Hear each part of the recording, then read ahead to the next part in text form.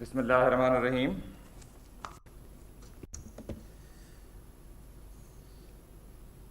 President CFA Society of Pakistan, Muhammad Asim Sahib, Executive Directors from the State Bank, Dr. Inayat, Muhammad Ali Malik Sahib, Arif Habib Sahib, many other friends in the audience who I may not have seen yet, distinguished guests, Assalamu alaikum. Gives me a great pleasure to be here with you again after 1 year. As I was looking at these polls, I was thinking to myself that probably the nature of the questions and the nature of your work suggests that you are going to be most interested in what I'm going to be able to tell you about the future direction of interest rates and the future direction of the exchange rate. So right at the very beginning, I have to disappoint you by telling you that I don't think that you will find me talking explicitly about either of those things. I think the best case scenario would be that you may get some hints of what I am going to be saying, and I really would want that you form your own outlook regarding the economy. Let me begin by actually talking about the importance of the work that all of you do. The CFA Society of Pakistan and all the work that is done by its members, as well as all the analysts that are in the audience today, is extremely important. And it's extremely important because you parse the data, you analyze the data, and your reports end up being shared with many of the decision makers. And I'm always struck by the importance of the work that you do. So I want to congratulate all of you for the good work that you do. I want to congratulate in advance the winners for today, but also the nominees and others as well. And I want to tell you what we have been doing at the State Bank to try to support you in your work. And for us, one very important area is that of communication. Communication with the analyst community. And you may have noticed that since last year, we have had a tradition of meeting with analysts after the Monetary Policy Committee meeting. And we started that tradition because we wanted to do as much as we can to share with you how the Monetary Policy Committee thinks about making decisions. We have also invested in trying to improve our monetary policy statements to give more weight, attention to what we say, how we say it. And we have also tried to use more of social media to communicate to you directly instead of waiting for the press to convey our views, because sometimes the messages get lost in translation. So I would encourage all of you to follow us on social media, including on Twitter, and we use that a lot to communicate directly to you whenever we have some information on your work and on what we can do to support it. We very much welcome engagement with you, and we very much welcome suggestions from you. We have 2 of our executive directors here. We have many others who are accessible to you. So give us feedback.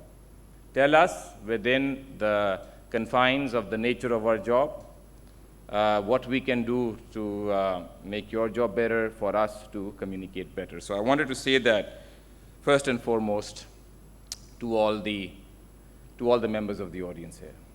I next want to turn to what is the message that I want to convey today. And this message starts off by somebody who has devoted a lot of his professional life to looking at why some countries get further ahead than other countries in their quest for economic development and growth. And when I see and when I look at Pakistan, I see no reason why a country like ours, a country with so much and tremendous talent that is also represented in this room, a country with no dearth of natural resources, a country that is the 5th largest in the world, a country that's in a part of the world that's young, dynamic, linked to trade and other routes. Why a country like ours cannot be at the frontier of modern, prosperous emerging markets. I see no reason why we cannot. Having worked on many countries, many emerging markets which are modern, advanced, I see no reason why we can't be one of those. Yet, we find, and we have found it difficult. And I think one reason that we have not been able to reach what we are capable of reaching when we compare ourselves to other emerging markets is a sense of economic instability that prevents us. It prevents our businessmen, it prevents our decision makers to be confident, to be optimistic about the future. My goal today is to convey to you that where we sit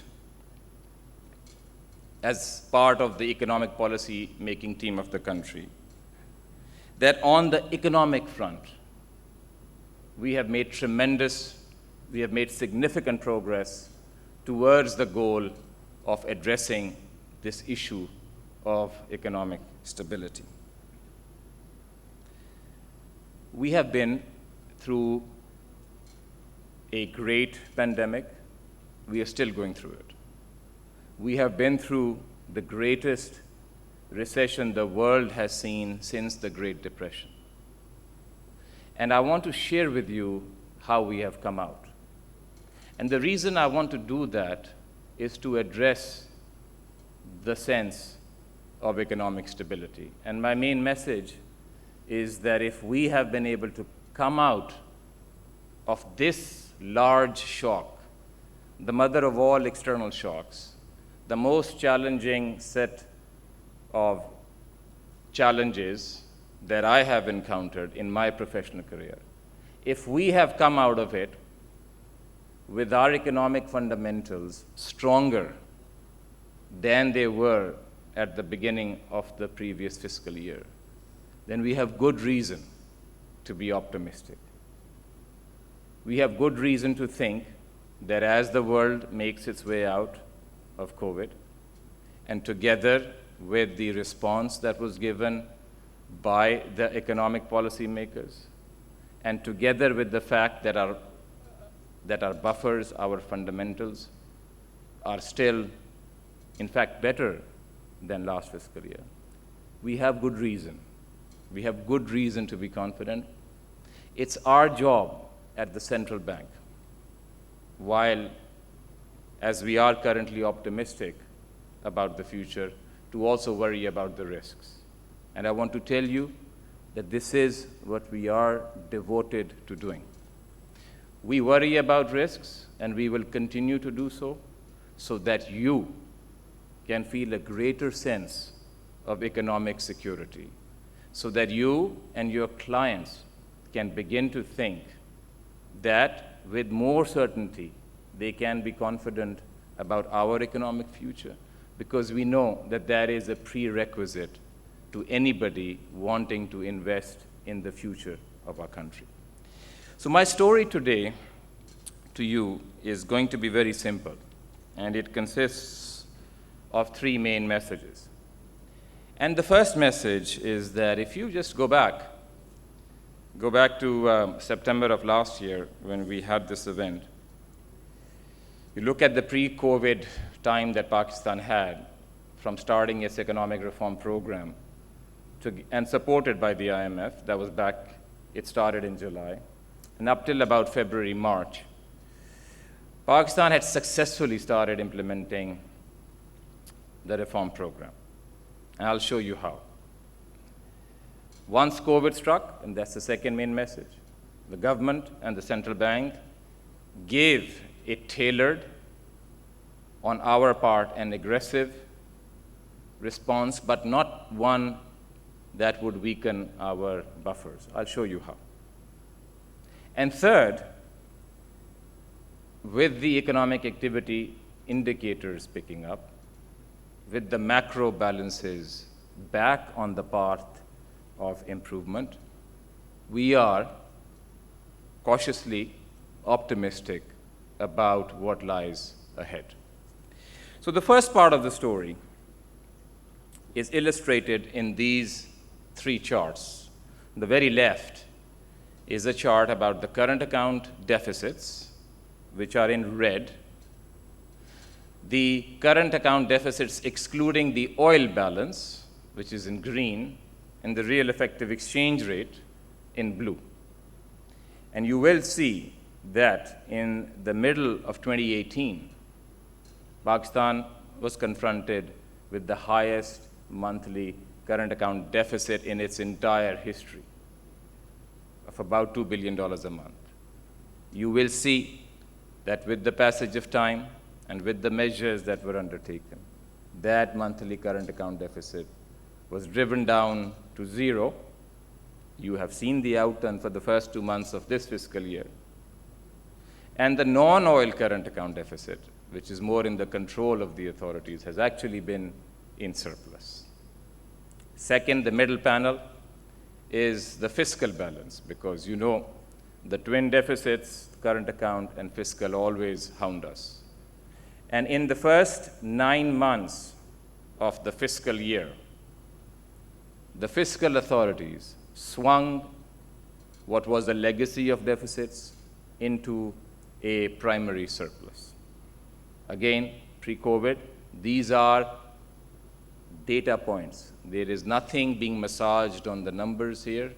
They are simply the facts and figures about the outturns. It's in front of you. And if you look at the very third chart on your right, it's the LSM index. While it was heavily negative in the tough period when we had to start on the adjustment program, it was beginning to turn positive. So these are all the signs before COVID. And if I was struck when this poll was being done about the exchange rate, if it was being done in September, and as Mohammad Asim was talking about the numbers that he was quoting on the exchange rate, if that was what was on his mind, and that was on the minds of others who were in the audience last year, and they had taken the same poll on the exchange rate, and if that is what they had answered, you would today recall that in the months that followed the last award ceremony, the exchange rate actually strengthened.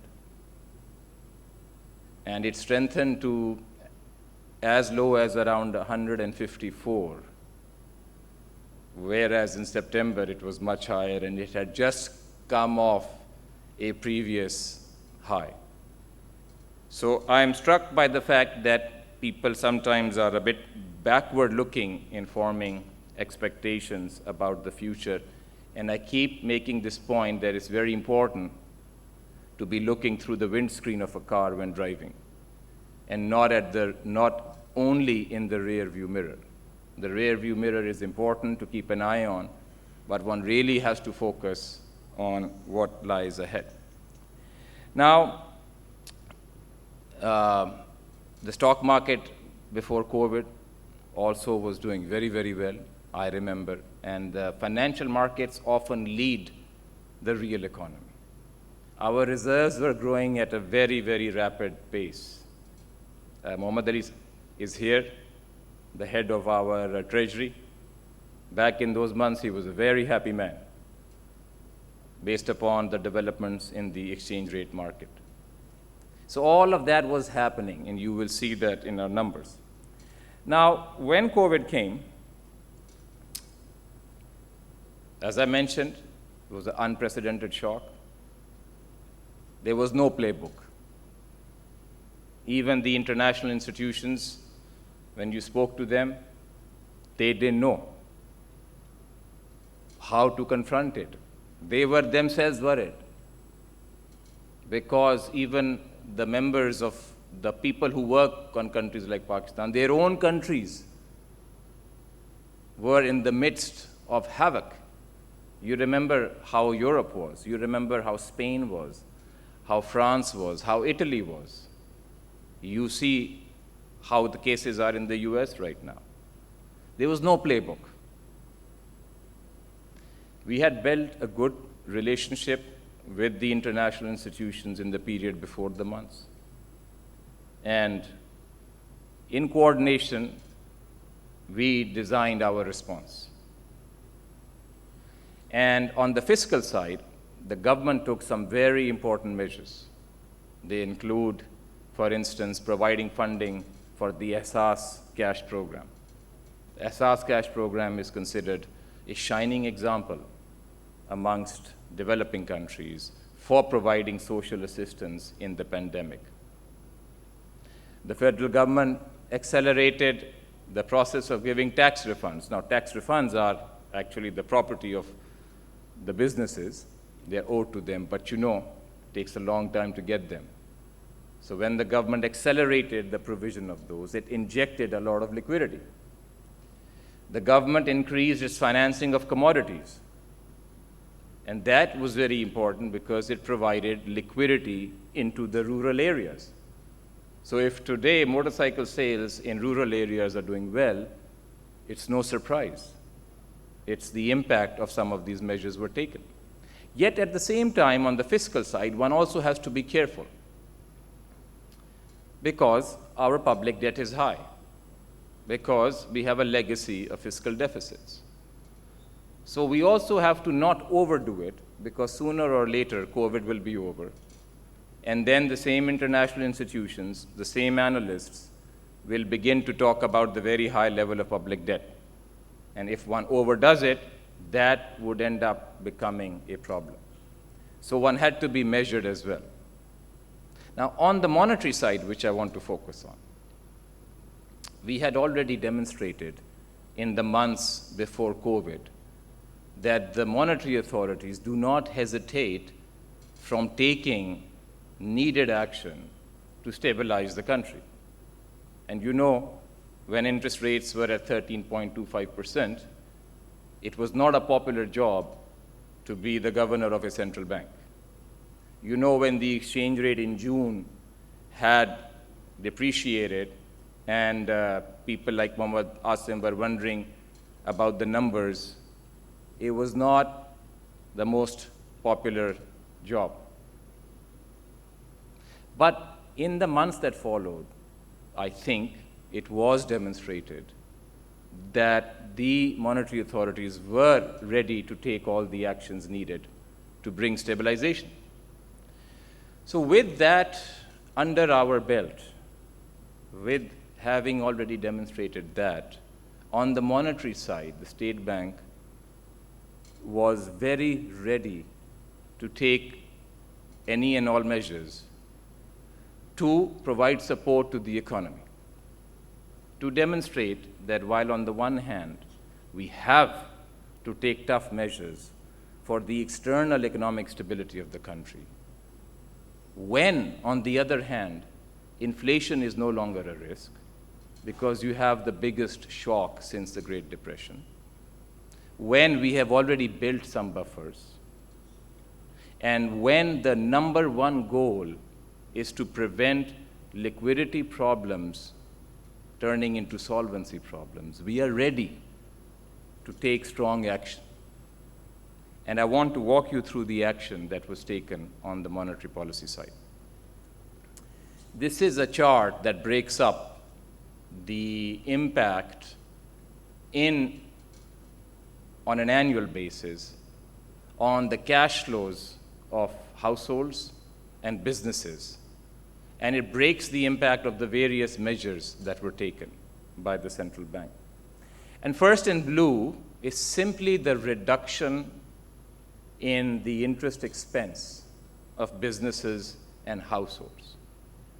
Simply looking at outstanding credit, making some calculations, and seeing what is the reduction on an annual basis of the interest rate cut from 13.25 to 7%.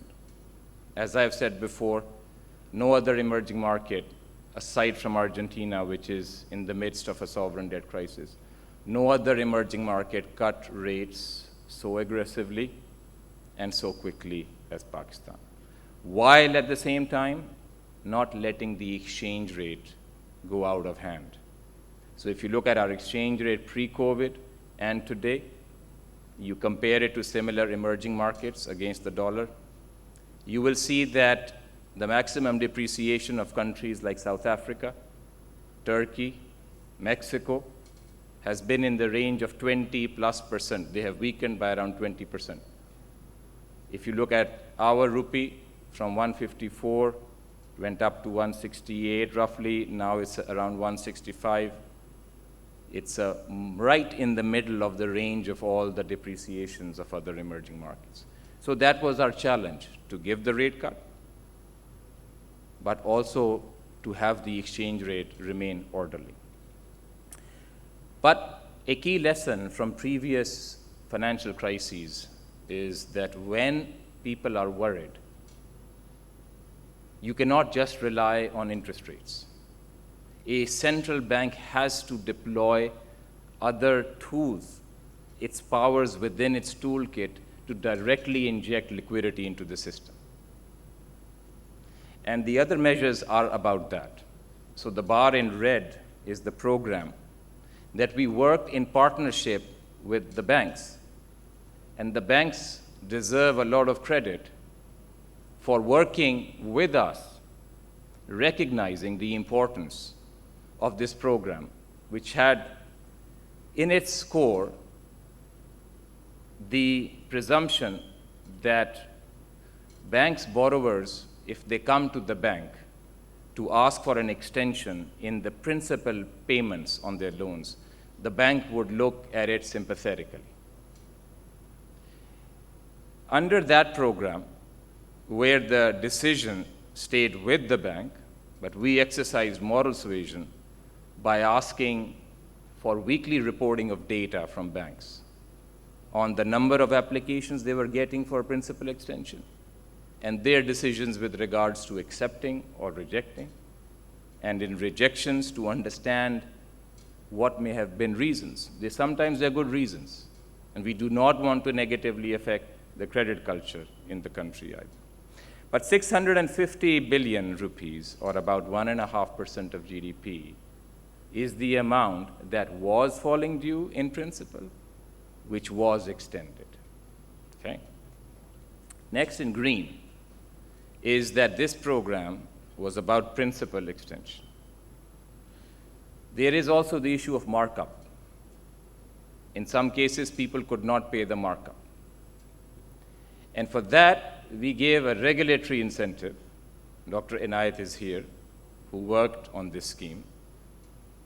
We gave the regulatory incentive to banks to sit down with their borrowers and see if they can work out a rescheduling. And if they can, then they could provision on the basis of the new contract, which gives an incentive to the bank as well to sit down with the client. And we doubled the period from 90 days to 180 days for such conversations to take place, because we were in the midst of COVID. People were not meeting each other.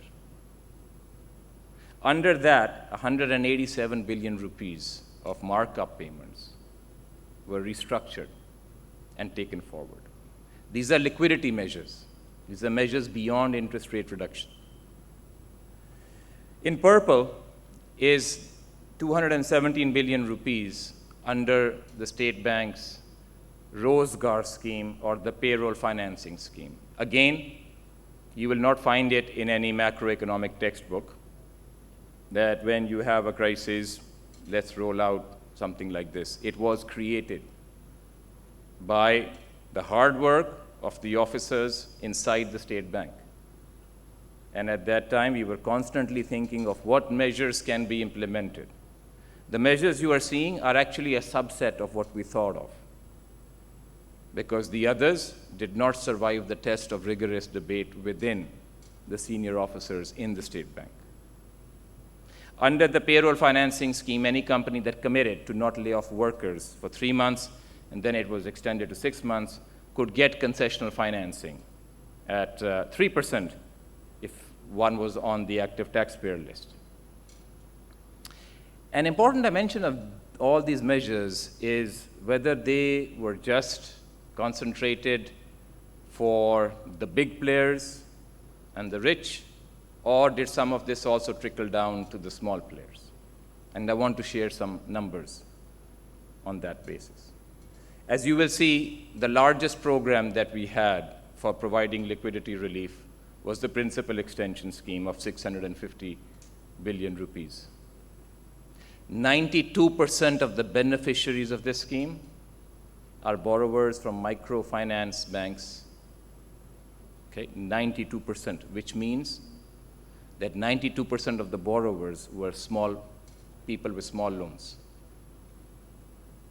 By amount, of course, the largest part went to those who have the largest loans. But by number of beneficiaries, the vast majority were the smaller people. Under the payroll financing scheme, 50% of the beneficiaries to date have been SMEs. And if you expand that to SMEs plus small corporates, which are those with an annual turnover of less than 2 billion, that number becomes 72%.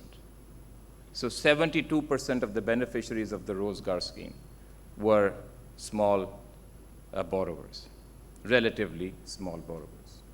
In aggregate, you will see that all these measures amount to about 1.6 trillion rupees, which as a central bank, we were able to do because, in part, we had already demonstrated that we can and will do whatever is necessary, whenever it's necessary, for economic stability.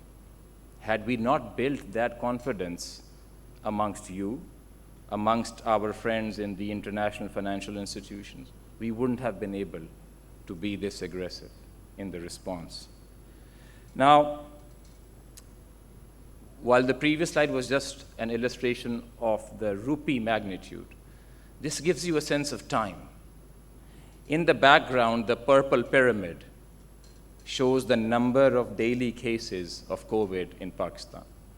And you will see that in around the middle of June, it reached its peak of around 6,000 cases per day. Today, it's less than 1,000 cases per day.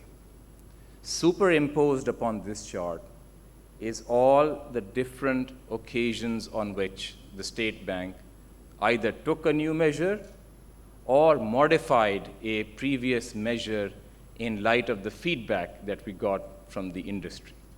So the point of this chart, and I don't expect you, and I will not walk you through each and every measure, is to show to you what that time was like. It was a busy time, and we were active and busy to try to see what is the best way to respond to this unprecedented crisis. Now, the last and final part of my remarks to you, why I think we are cautiously optimistic, is about where we stand. And the first way to illustrate this is, of course, our own balance sheet. Because we know you worry about our reserves and we worry about our reserves. So where do we stand on our reserves? This is a chart that in the light purple bars shows our reserves on our book, the gross reserves. In the purple bars, it shows our forward position. And if you look in July of 2019, when the program was started, the light purple and the dark purple nearly offset each other. And the line in red shows the net position. Our reserves on our book were nearly the same amount as our short position through swaps and forwards. Look at the period up till about February, and look at the line in red. This is the period where we were building buffers. Thank God for those buffers, because if we didn't have those, we would not have been able to give an aggressive response during COVID. But also look at where we end up. Look at the numbers for August. And if you look at our gross reserves, you will see that they have risen 63% since the beginning of last fiscal year. If you look at our forward liabilities, you will see that notwithstanding the largest shock since the Great Depression, they are 27% lower than they were at the beginning of last fiscal year. Again, these are all numbers. I'm sure numbers that are all familiar to you. Now, a question that often comes up is regarding the increase of the reserves of the state bank. And those who are skeptical think that this may be because of increased foreign exchange loans that the government has taken. And the next chart is designed to break it up for you. And this shows the components of the change in the reserves of the state bank last fiscal year. And we started off with the stock figure of 7.3. The bar in red is the net account with the government for new disbursements of foreign exchange loans, which means an inflow into the reserves, and debt service on existing obligations of the government, which is an outflow from our reserves. So you will see that the contribution in cash terms of that was actually negative. The rest, the way we end up at 12.1 at the end of the fiscal year, is the building of reserves taking advantage of the good period when sentiments were really improving. The point of this is simply to show to you, to those who might be skeptical, that the increase in the gross reserves of the country is a high-quality increase. It's not simply because more loans on net basis were taken by the government. The fiscal deficit is illustrated in these two, on the left being the primary balance, on the right being the overall balance. The lines show the pre-COVID path and the post-COVID path. Naturally, the post-COVID path shows the stimulus that was given, a stimulus that was vital. But the most important thing is to look at the projections beyond this year, and you will see that they resume the path pre-COVID. And therefore, with the current account roughly in balance, the fiscal balance returning to its pre-COVID path, and the fiscal authorities having demonstrated that they can generate primary surpluses, as they did in the first 9 months of the previous fiscal year, the macroeconomic balances, we think, are improving. And in terms of the business confidence, in blue on the left is from the survey done by IBA, and you will see back in December 19, it was quite good. Then it plummeted to April, and now you will see that it has exceeded its previous peak. And on the right is the LSM manufacturing growth, and you will see that it dropped very sharply, and even that has now turned positive. More indicators on the outlook with regards to inflation. On the left is the farm and non-farm input costs. And you will see that from that supply side, we don't see much pressure on inflation. There are supply chain issues. We have experienced those before. The government demonstrated last time around between December, January, that they were able to address these. And inflation came down. On the right is the output gap. And you will see that currently, because of the large shock in aggregate demand because of COVID, we still do a significant negative output gap. So the point of this is that we don't see big demand side pressures on inflation right now. So with that, I want to end with a slightly longer term chart, and this is the medium-term projection on growth. And we are depicting the path before COVID and the path after COVID. And we think that for the economic policymakers, as we continue to demonstrate to you that we are determined to address those factors which led to economic instability, to improve the macroeconomic balances of this country, that your clients and your confidence about the future will return. We have achieved these rates of growth in the past. I see no reason why not only can we not achieve these, but also to exceed these. At the central bank, we will remain committed to maintaining financial stability, to keeping inflation in check, to making sure our reserves do not fall to levels that give you cause for worry, and to support a growth while maintaining financial stability. So let me thank you very much for inviting me here today and for your patience in letting the State Bank share with you how it looks at the economic outlook. Thank you.